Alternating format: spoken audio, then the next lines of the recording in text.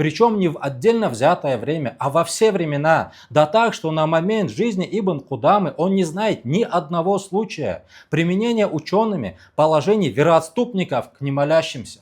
Несмотря на, как он говорит, многочисленность оставляющих молитву. В итоге что мы имеем?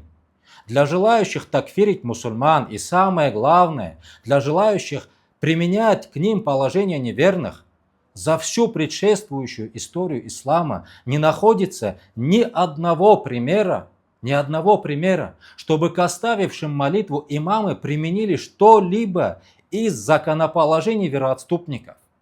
И этот факт сами ученые используют как довод, чтобы отдать предпочтение одному из существующих мнений в рамках Ахлю-Сунна. И говорят, что оставивший намаз совершает малое неверие, не выводящее из ислама, и становится нечестивцем.